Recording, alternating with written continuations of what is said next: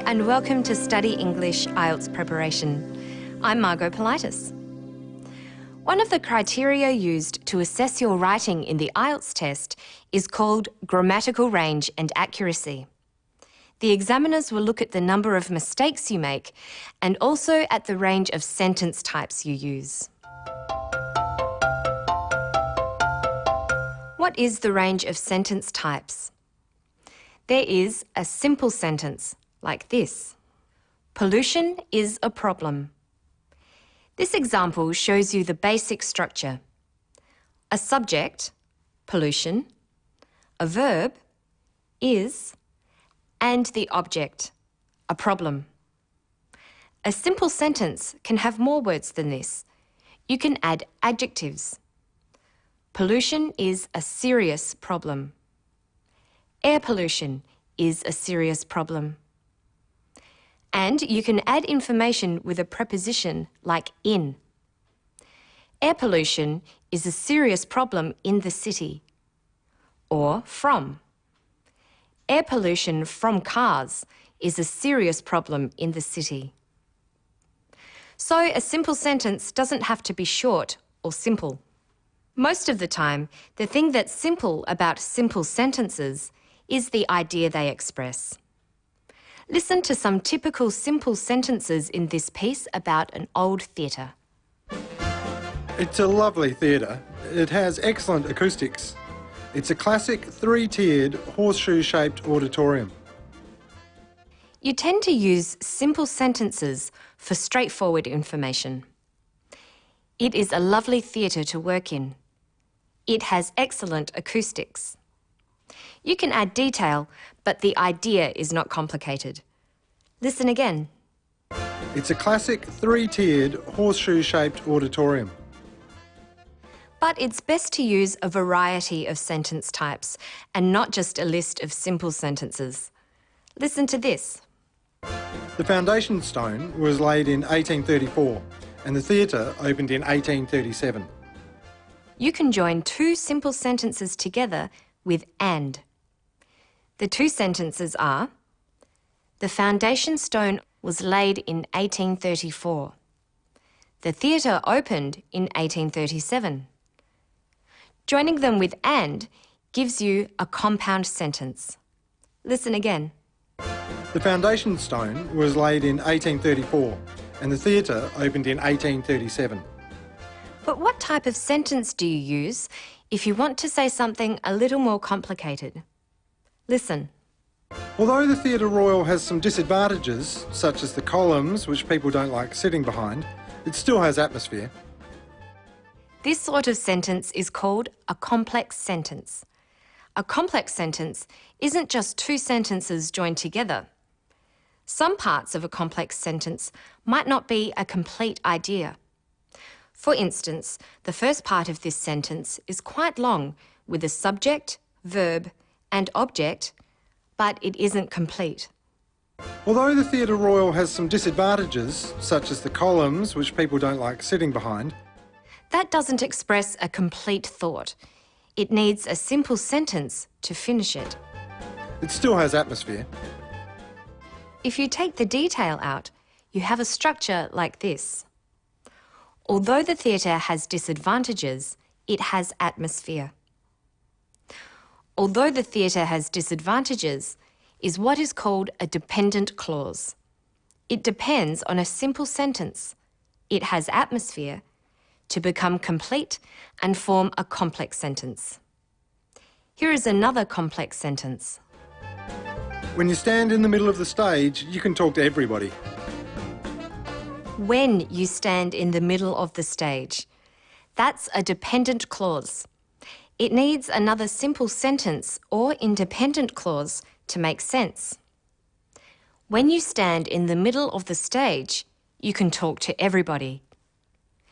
You can even change the order of the clauses and say, you can talk to everybody when you stand in the middle of the stage. Apart from although and when, some of the words used to create dependent clauses like this are which, that, because, after, and where. Knowing how to use them is important. It's something you should practice.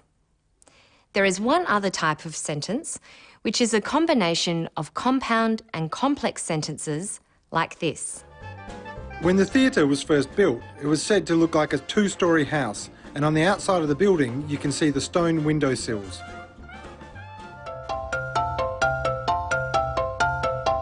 Normally, people use a range of sentence types, as we've seen with the man talking about the theatre. It's your ability to use these various sentence types that the examiners notice. Listen as he finishes with a complex sentence, a simple sentence, and a complex compound sentence. If I could sum up this theatre in a few words, I suppose I could call it an international theatre star.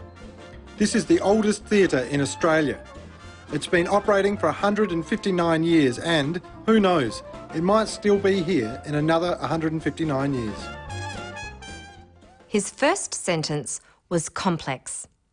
Sentences with if are mostly complex because an if clause depends on another sentence to make sense. Listen. If I could sum up this theatre in a few words, I suppose I could call it an international theatre star. Remember that a simple sentence can consist of a subject, this, a verb, is, and an object, the oldest theatre in Australia. Listen. This is the oldest theatre in Australia. A compound sentence is two sentences joined by but, or, as here, and. It's been operating for 159 years and, who knows, it might still be here in another 159 years. There are two sentences here joined by and. The second part is complex with the dependent clause, who knows. Who knows, it might still be here in another 159 years. So we've seen what can go right. What can go wrong? A simple sentence must have a verb. Is this a sentence? The house in the country. No, it looks like a sentence, but there is no verb. Let's add a verb. The house is in the country. That's a simple sentence. The main problem people have with compound sentences is a mistake called a run-on sentence. It's when two simple sentences are run together without using a conjunction such as and or but. Look at this. The theatre is small. It is beautiful. That's a run-on sentence. It's either two simple sentences, the theatre is small, it is beautiful, or it's a compound sentence. The theatre is small, but it is beautiful.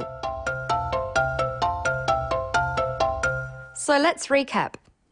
A simple sentence is basically a subject, pollution, a verb, is, and an object, a problem. It's also called an independent clause. A compound sentence is two independent clauses joined by a conjunction such as and, but, or so. A complex sentence is a combination of a dependent clause or clauses with an independent clause. It's a good way to express some of your ideas in an essay. Be careful. Using too many simple sentences can make your writing choppy and dull, and too many long sentences can make it difficult to follow your ideas. So use both. That's all for now. To find more information about sentence types, visit our Study English website. Good luck with your studies.